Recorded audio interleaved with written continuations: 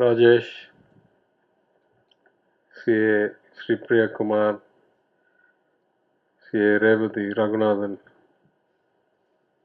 the Honorable former Minister for Panchayati Raj, Mani Shankar Aiyar, my good friend Ms. Yamini Aiyar, distinguished guests, starting with Dr. Gopal Krishna Gandhi. Ladies and gentlemen, good evening. Thank you very much to the Aiyar family and to ICAI for inviting me to deliver this lecture today. I think it's very fitting that I should be here on this topic today for three reasons. In my own association with the ICAI, I recall that I'm now almost full circle. I started here, I think, 2013 or 14 in this very hall, delivering a different memorial lecture in a different capacity. And if I'm not mistaken, that was about the role of efficient markets in accelerating growth, efficient capital markets in accelerating growth. I was, I think, either a banker or I was serving my gardening leave from a big bank globally. After that, I was out of banking and not in public service for a while. I gave many lectures at the ICAI in that capacity, which is none. Then I was an MLA for a while. I gave lectures then. I'm a minister now, and here we are 8 or 9 years later, full circle in the fourth or fifth capacity, giving yet another memorial lecture. So I'm thankful to the ICAI for so many opportunities. It's also fitting that the topic today should be federalism in some form, because what I just heard of the topic of the inaugural lecture is effectively the same thing: inclusive growth through inclusive governance by the then Union Minister for Panchayati Raj, Mani Shankar Aiyar. I suspect that the principles and the policy, what can I say, foundations that I will talk about today will not be that much different 14 years later. And of course, as much as my friend Ms. Yamini Aiyar is happy to have me here, I'm very happy to come and deliver the lecture in memory of her grandfather, given the yeoman work that she does day in and day out, sometimes through easier, sometimes through more difficult circumstances, towards informing the debate. Democracy should be all about debate. It should be about ideas that are widely disseminated, discussed, and then decisions taken through collective wisdom or collective selection, rather than an authoritarian one person knows all approach. In that sense, the work done by CPR and Yamini is commendable and almost unparalleled in India. So I'm very happy to be here for that reason. The topic today is one that's, of course, very close to my heart, but also one that I've spoken about a lot in a lot of different places. So I don't want to make this into a kind of either a repetition or a tale of woe, though in fact the circumstances are not that great. But I want to just lay a foundation for where we are, how I think we got here, and how I think we can improve if we really are kind of believers in federalism at heart, as the Constitution says.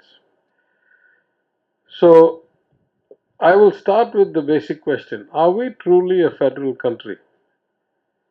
I mean, what defines a country? For most of us, the Constitution defines a country. That's what shapes us. That's the set of rules, the basis for the institutional framework in which we operate together as citizens of one nation. If we start with the Constitution as the basis, I dare say that though the words are all there, in fact, our Constitution is not particularly federal in nature. It is, at its core, substantially less federal than almost any large country in the world, and possibly the other extreme of a country like the United States of America. So, though the words say that India shall be a union of states, though the words say that there shall be parallel and equal levels of government at the state and the union, in fact, the system is not designed that way, even between the union and the states, and then we only can talk about Panchayati Raj after about 1991 or 92 because the constitution had not yet framed the notion of local bodies in any substantive, meaningful way. So I would start by saying that though it's understandable why the constitution was written that way in a place that had, cultures thousands of years old, great diversity, many languages, history shaped by different forces in different parts of a continent, a country the size of many continents, and therefore the risk of trying to create a nation where there had not been one and making it stick was so high that naturally the tendency was to go towards a greatly centralized set of policy powers and rule making and kind of capacities. Maybe that was the right thing for the time. But most countries, as they evolve, tend to get more devolved. Thus, if you look around, the world, partly as a function of economic development and people asking for greater self-determination, partly as a function of the complexity of the world as the scale increases, as the scope increases, it is natural that power gets devolved from one point to other points closer to the people. But if you take India, that has actually not happened at all. At least formally, it has happened in reverse. And I would say if we look at two landmark constitutional moments where the devolution of powers was actually regressed or reversed, one would have to be the 42nd Amendment that greatly expanded the concurrent list at the expense of state lists and moved subjects like education and health out of the state list and into the concurrent list. And the second would have to be the GST amendment that greatly reduced the taxation powers of the states, the variability of taxation that was left to the states, and put it into one body, a statutory body, not a constitutional body, and one that has, as recently pointed out in a couple of Supreme Court judgments, has always had, it's not new, it's just been highlighted by these judgments, has significant limitations relative to constitutional bodies like legislatures and the parliament. Now, I don't want to be seen as some kind of radical and talking only out of self interest.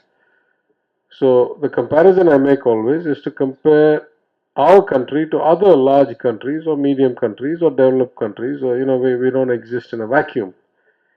And it is very clear that in any measure of devolution from federal to state or from state to local body, there is a huge kind of gap, a yawning gap between where India is and where almost everybody else in the world is. And that includes, as I say often, communist China and capitalist America. Right? I lived 20 years in the US. I did business in China for 4 or 5 years as a banker.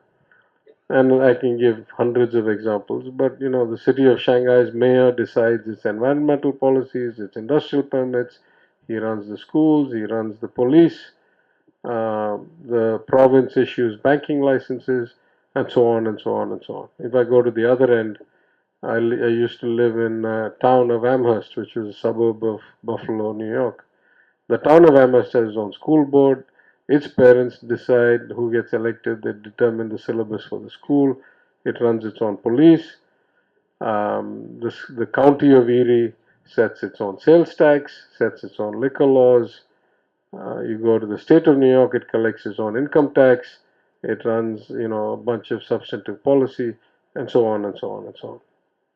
So If you look at any other large economy in the world or large country by population in the world, we are a very clear aberration. Now, at some level, policy or philosophy or approach to politics is only kind of value if the results show some benefit of that. You and I could have 100 differences in philosophy or in our political perspective. Debating that is exercise in futility. I see things my way, you see things your way.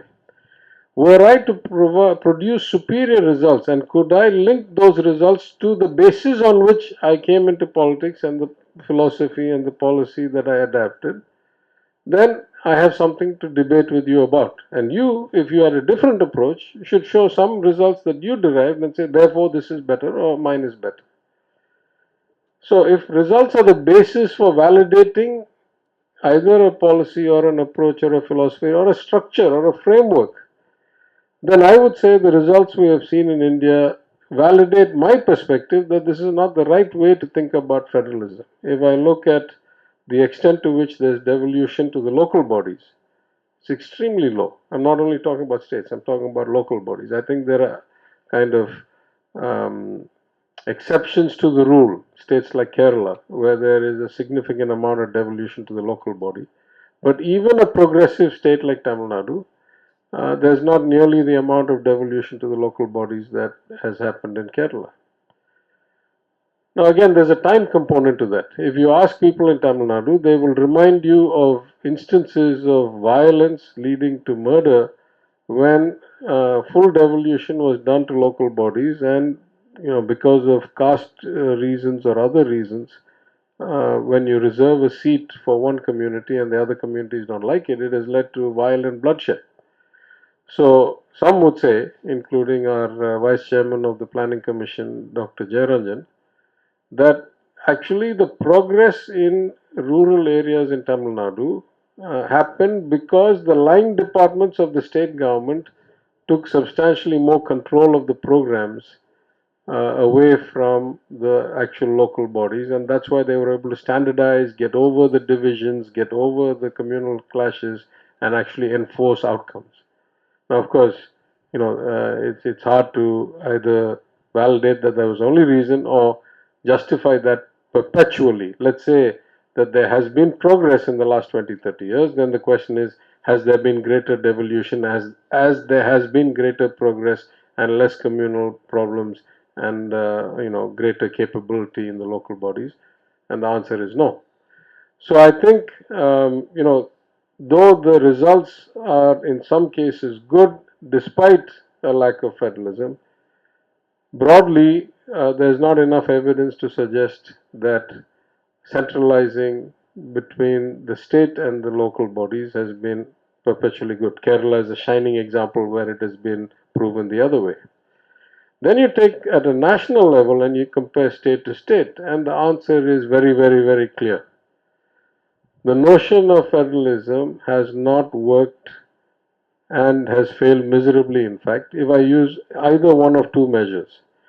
The first measure, do the states feel included in the process and do they feel that they are in relatively good kind of control of their own destiny?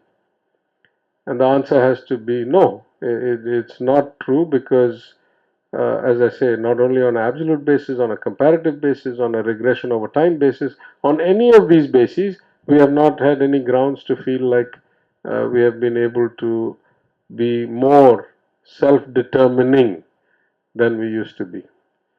Then there's the second measure. If there is such a thing as a union government and a finance commission and transfer of funds with the explicit goal of reducing inequality and providing a more harmonious, more equitable society, which the 15th Finance Commission, for example, said its goals were transparency, equity, and efficiency. If those are the ambitions, then what we have now is utter failure because we have nowhere near equity. From the best state to the worst state, we have huge gaps. gaps in education, gaps in per capita income, gaps in access to healthcare, gaps in access to menstrual health. In any measure you take, we have huge gaps. And some of these gaps are not only dependent on money or economic progress or per capita income. I was at some other lecture recently and I said, somebody asked me, what's the difference between the Gujarat model and the Tamil Nadu model? I said the Gujarat model, I think, has produced a per capita income about 8 or 9,000 rupees greater than the Tamil Nadu model, though both are double or more of the national average. But here's where the differences become real. There are 4 doctors for every 1,000 people in Tamil Nadu. There's 1 doctor for every 1,000 people in Gujarat. The multimodal poverty assessment shows something like 4.9% in Tamil Nadu, shows 18 point something percent in Gujarat. More than 85% of the girls eligible to be in high school are in high school in Tamil Nadu. Less than 50% of them are in high school in Gujarat. These are different models of development. And if the notion of federalism and transfers and a standardizing policy after giving independence to people was that we should have relatively equal outcomes, then we have been a pretty bad failure actually. We have not been able to produce anywhere near equitable incomes. In fact, I make the point all the time that if you go back about 25 years ago, Tamil Nadu used to be about 7% of the population, about 7% of the GDP, and we used to get a devolution of 7% of the state's 32% or whatever it was at that time share of taxes. Today, Tamil Nadu is less than 6% of the population, more than 10% of the GDP, and we get back 4.06% or something of the devolved taxes to the states. So inequality has been rising continuously for 25 years, at least on a state to state basis. So, in some sense, we are in fact, at the very least, not successful in having a vibrant, self determining, but relatively equitable federal country. At best. At worst, we are a lot worse than that because, especially over the last few years, we have seen aggressive centralization in many ways, from the GST to increasing cesses and surcharges and therefore reduction of the divisible pool, from legislation in the union government, at the parliament, on state subjects, and so on. So, where do we go from here? I'm going to suggest 5 or 6 ways I think we improve the federal nature of our society, starting with what I would consider the easiest things to do to the much more complicated things to do. First, I think it would really help a lot if the union government stopped legislating on state subjects. Simple. I mean, you see, creating something, you know, developing something is very hard. Stopping something is quite easy, right? You just have to give it up. So, the first thing we can do to greatly enhance federalism is for the union government to stop legislating on subjects that are clearly in the state list, or though on the concurrent list, have had a well defined understanding over the last 30-40 years of how that should be interpreted and not be reinterpreted today. See, at the heart of federalism from the state's perspective or the local body's perspective is this notion of the right to self determination and through that the right to local self governance. It's also inarguable over decades of democratic models in dozens of countries that the greater the localization of power, the more likely you get both accountability and customization and results. So it is in the interest of the country that we devolve these powers. The second way I think the union could boost cooperative federalism is to stop mandating one size fits all programs for all states, especially if they're labeled PMXYZ. Right? I've had reason to talk about this before. Many of the schemes that are now labeled PMXYZ at least as far as Tamil Nadu is concerned, were schemes that we were already doing. Sometimes they're not labeled PMXYZ, they're just labeled XYZ, like the National Food Security Act. We were already providing much more provisions than the National Food Security Act. The Food Security Act did almost nothing for the people of Tamil Nadu. Almost every single card holder in Tamil Nadu today gets far above what the core Food Security Act, standards are. And then there are schemes like the housing scheme and the insurance scheme and all that, where we were doing it before. Now the union puts a name on it, calls it PMXYZ. Then they give 20% of the money. We put 80% of the money, and we still call it PMXYZ because of our tax money that went. If we want that component of it back, we have to call it PMXYZ. So I think what would help a lot is to stop politicizing the relationship between the union and the states, both in terms of not legislating on state and concurrent subjects in a different and new way or never done before way, and second is to stop uh, labeling fund transfers and shifting the fund transfer away from share of taxes, which is untied money, towards tied programs that come with particular names and very narrow mandates. The second thing that would help a lot is to revive the notion of a council of states. Though the constitution doesn't explicitly give the actual framework, there was a functioning or semi-functioning council of states. And this I say apolitically, right? Because once there was one party that effectively ran all of the country, in those days the Congress party, then the party became the substitute for the Council of States because they could talk amongst themselves inside the party. And it started decaying, and effectively it became defunct. And now you have not quite as much dominance as what the Congress once had after independence, but now you have one party that has, I don't know, 2/3 of the states or something like that, and therefore the internal party discussions, I won't call it internal party democracy, I'll call it internal party discussions, have become a kind of poor substitute for what should be a vibrant debate in the Council of States. In that sense, I should say that the GST Council actually seems to function far beyond its mandate, because when we get into certain discussions, for the lack of any other venue to have such interstate or discussions on state central relationships, the GST Council becomes the ground in which, or the forum in which these discussions happen, far beyond the mandate of the Council or the constitutional design of the Council. So I think it would really help a lot using the words that Ms. Yamini Aiyar talked about or spoke here: space, respect, self-determination. For those reasons, input, a place at the table, participation in the dialogue, I think the Council of States should be revived and should be made functional. And actually, unlike the GST Council, which is supposed to meet every 3 months, but sometimes meets in 6 months, sometimes in 9 months, should actually meet on a regular basis. The third thing I would say is that we need some profound reform of the GST. It's no secret that I've been a critic, and I've documented why I'm a critic. I'm not an anarchist. I'm not asking to blow up a complicated system. I'm just saying it can be improved in many, many ways. I talk a lot about practical improvements, which is in the data, in the systems, in the work that the group of ministers on systemic reforms that I'm a member of is supposed to do. Unfortunately, the group of ministers, I think, has not met in person once in about 13 months. The conveners changed a couple of times, and the council's not met. So the group of ministers not met. But that's just an example.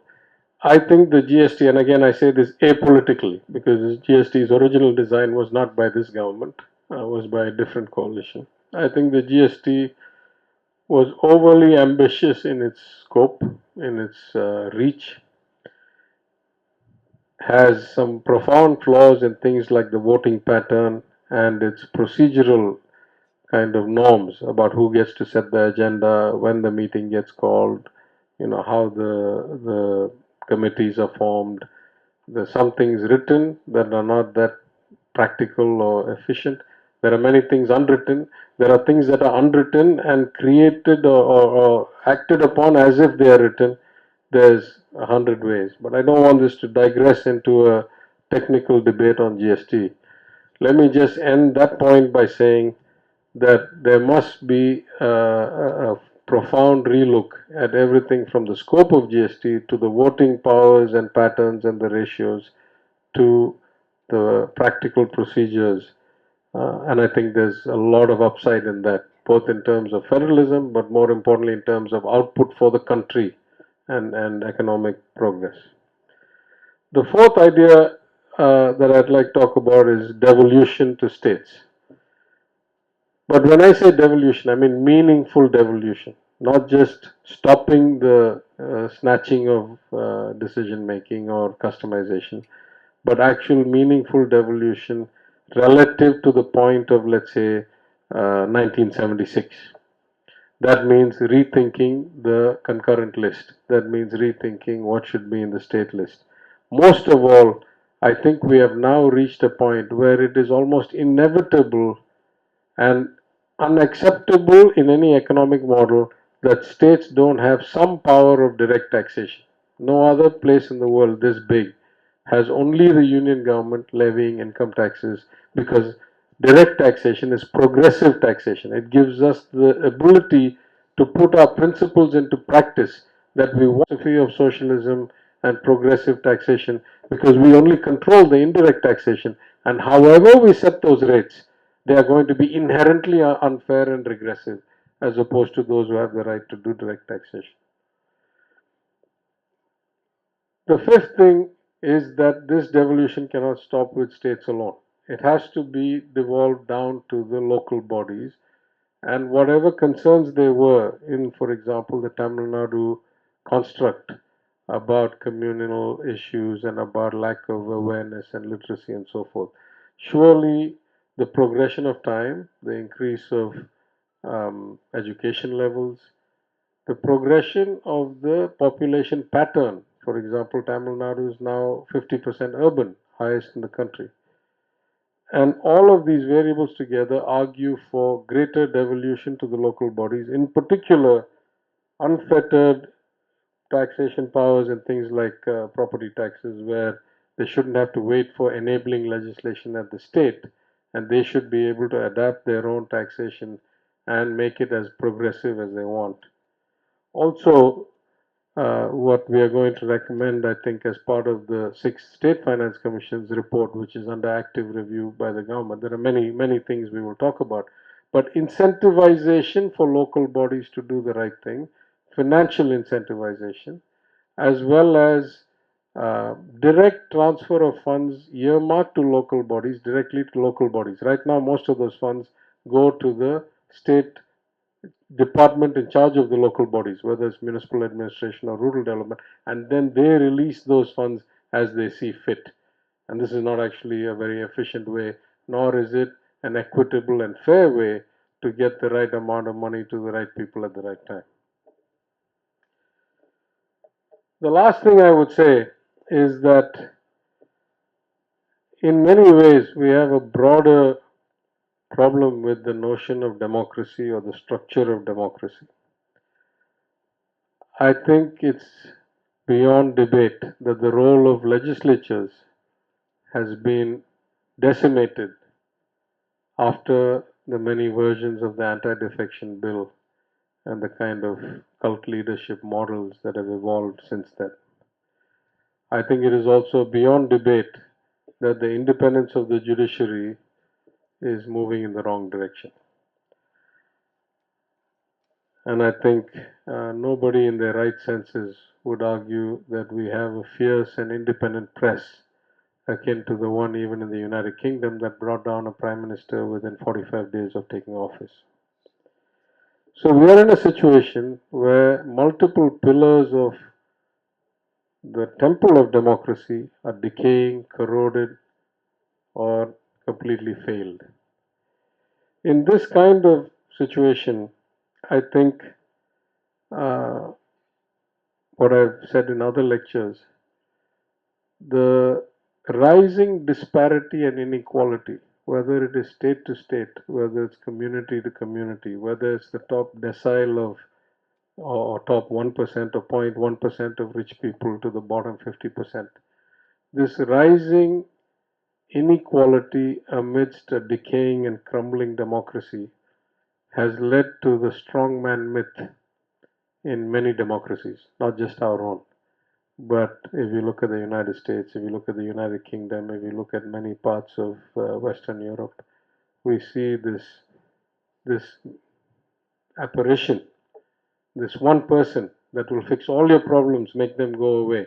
Maybe not economically, maybe not in jobs, but somehow, in your identity, in your kind of xenophobic zeal, in some sense of a bigger part of the same pie of a zero sum game.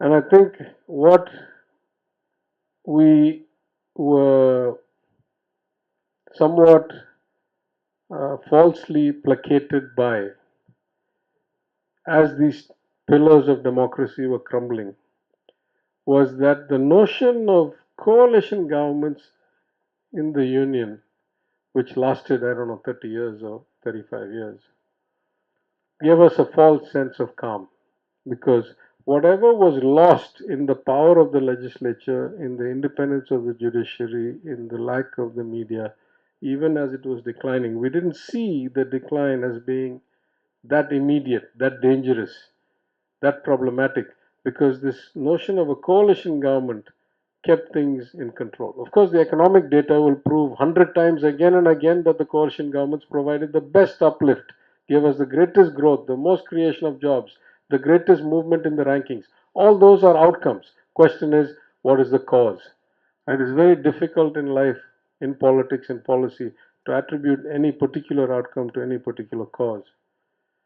But I now have the feeling that as long as we had coalition governments, the destruction or decay of these other pillars was not evident, and the results kept coming back. And we kept getting better. So we said, the results are okay. I mean, it is what it is. But now I think we've reached a very dangerous point in this country. I think the results are getting worse and worse, inarguably, either absolutely or relatively. I think the lack of, the pillars is making democracy teeter. And I think we've reached a place where we need to think of ways forward as we've crossed the 75th anniversary. What is it we can do that gets us to a better place in the next 25 years, that is a better country, that is more inclusive, that has greater economic opportunity, that improves people's lives, that has more compassion? And I think, in my opinion, the single kind of greatest hope is an increase in federalism. And of these steps that I said, each one is important in its own way. But I think if we find states starting to, and I'm not talking about politics, this is equally applicable to Uttar Pradesh and Gujarat and Rajasthan and Tamil Nadu and Kerala and Andhra. If states start standing up for their rights and asking for a greater sense and reality of self-determination, a seat at the table, a voice in the decision process, I think this might be the single best way that we can improve the quality of our democracy and the benefit to the people. So, on that note, and with the great hope that any system this complex usually is hard to permanently misdirect one way or the other, and that at the end, India will have a far brighter future and our children will live in a better place. I will conclude my address. Thank you very much for the time.